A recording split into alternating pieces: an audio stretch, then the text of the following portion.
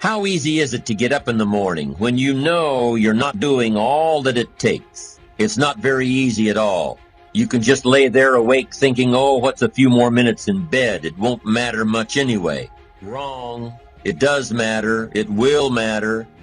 Now, how easy is it to get up in the morning when you're pouring it on, doing the best you can, anxious to get going, make progress toward your dreams?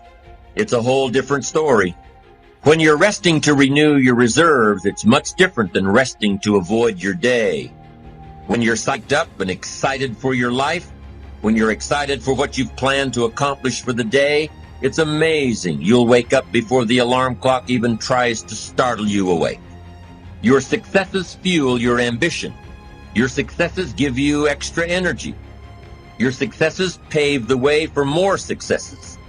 It's the snowball effect. With one success, you're excited to meet another, and another, and another. And pretty soon, the disciplines that were so difficult in the beginning, the disciplines that got you going, are now part of your philosophy. How do you know when you're successful? Do you have to be a millionaire? No. All we ask of you is that you earn all you possibly can. If you earn $10,000 a year and that's the best you can do, that's enough. God and everything else will see to it that you're okay. The key is to just do the best you can. If it's $10,000 a year, wonderful. If it's $100,000 a year, wonderful. If it's $1 million a year, wonderful. It doesn't matter $10,000 a year or $1 million a year. It doesn't matter as long as you've done the best you possibly can. Earn the most you possibly can. Be the most you possibly can. And here's why. The essence of life is growth. The essence of life is growth, to do the best you can. And here's what's interesting. Humans are the only life form that will do less than they possibly can. Humans are the only life form that will settle for less. Every other life form except human beings strive to its maximum capacity.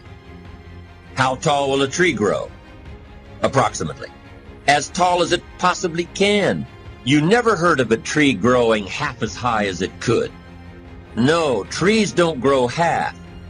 Trees send their roots down as deep as possible, stretch their limbs up as high as possible, produce every leaf possible and every fruit possible. As a matter of fact, you never heard of a human physically growing half. We keep growing until we're done. Now that's a part of life we can't control. It's genetically coded, and that's probably why we keep growing till we're done. Because we can't control that part. It's the rest of our growing that we control.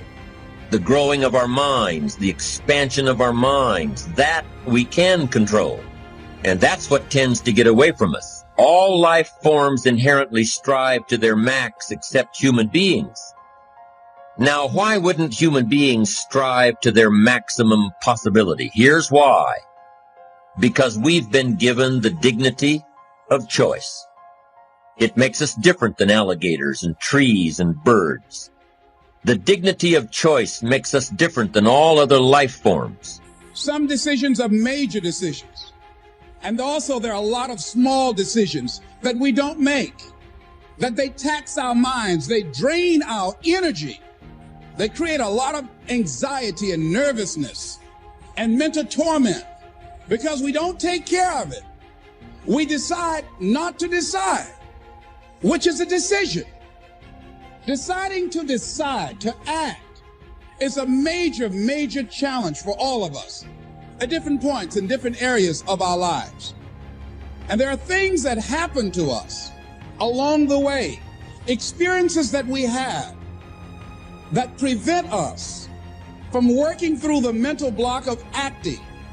People predict that the friend they have now is the friend they'll have in 10 years. The vacation they most enjoy now is the one they'll enjoy in 10 years. And yet, people who are 10 years older all say, that's really changed. Does any of this matter? Is this just a form of misprediction that doesn't have consequences? No, it matters quite a bit, and I'll give you an example of why. It bedevils our decision-making in important ways.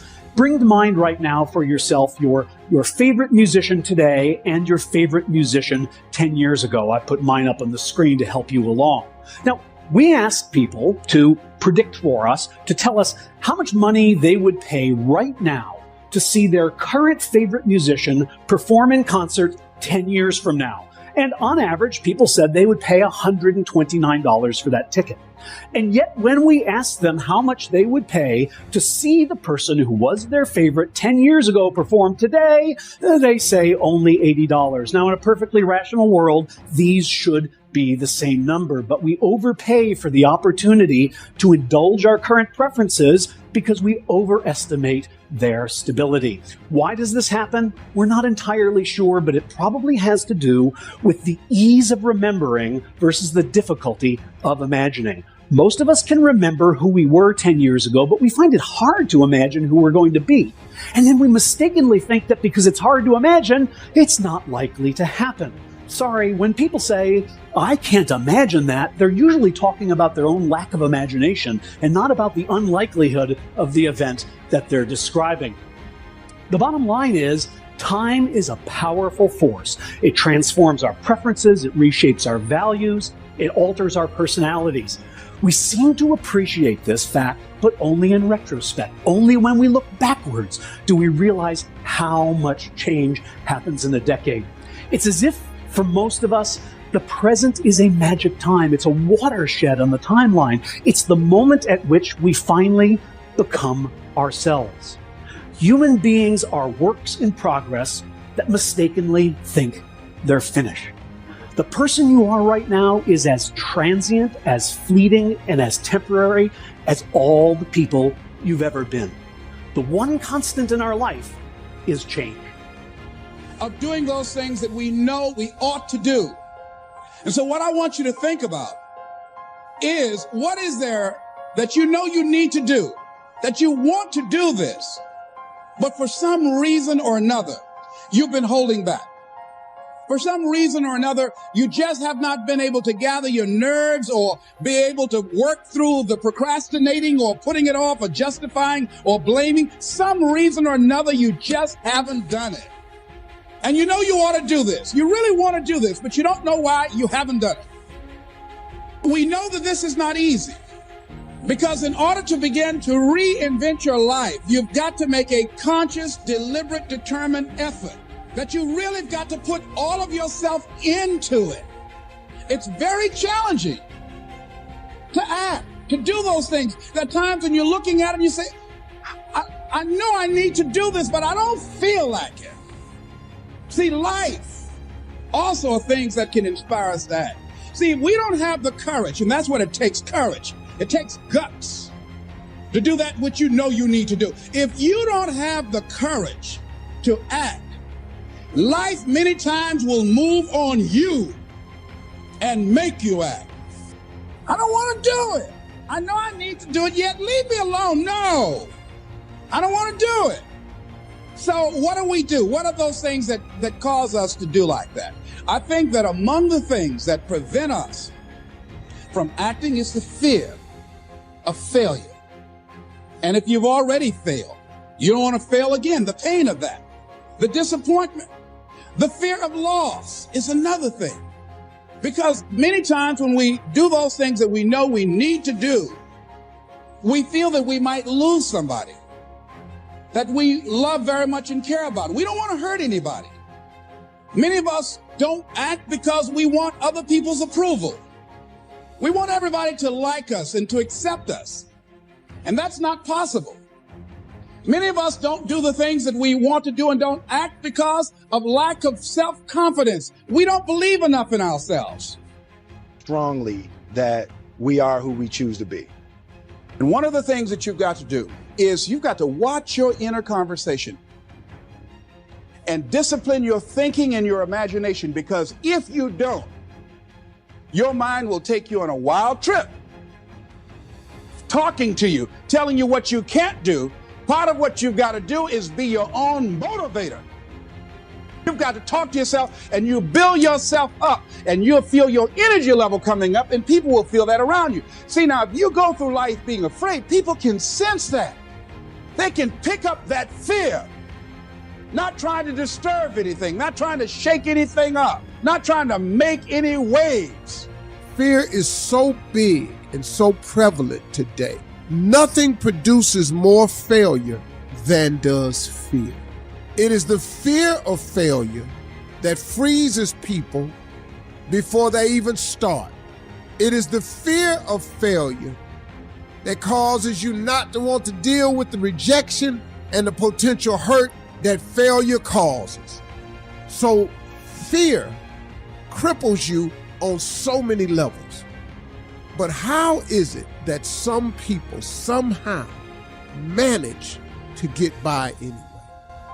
What is it that you can do that would help you overcome whatever fear you're facing? Well, here's what I was taught, and this has helped me in my life, my career, my family, my jobs, my ambition, everything. You overcome fear with your dreams.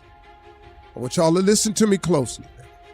You overcome fear with your dreams. Steve, how my dreams gonna make me overcome my fear? Because I want you to listen to me. Because the dream is everything. The Bible says a man without a dream or a vision shall perish. The dream is everything. See, if you have no dreams and visions, you will perish. You will die in fear. You will die sitting somewhere in fear without dreams and visions. Dreams are the counterpoint to all fear. I want you to dream so big. I want you to want something so incredible. I want you to dream of having something that's so spectacular that if it doesn't happen, you would be miserable. Man, if I don't make this dream come true, I'm going to be miserable. I want you to dream so big that not reaching your dreams is unacceptable. It's the magic of risking everything for a dream that nobody sees but you. Beyond this place of wrath and tears looms but the shadow of the shade. Yet the menace of the years finds and shall find me, unafraid. Matters not how straight the gate, how punishment charged the scroll. I am the master of my fate. I am the captain. I have to remind myself that some birds aren't meant to be caged.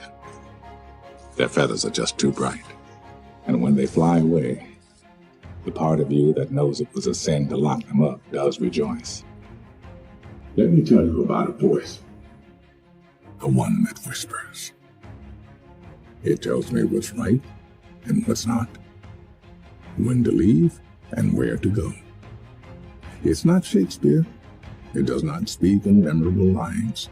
My inner voice always gives it to me straight. Tells me who my real friends are. When to say yes, when to say no. Whether the person sitting next to me is the one I'll be spending the rest of my life with.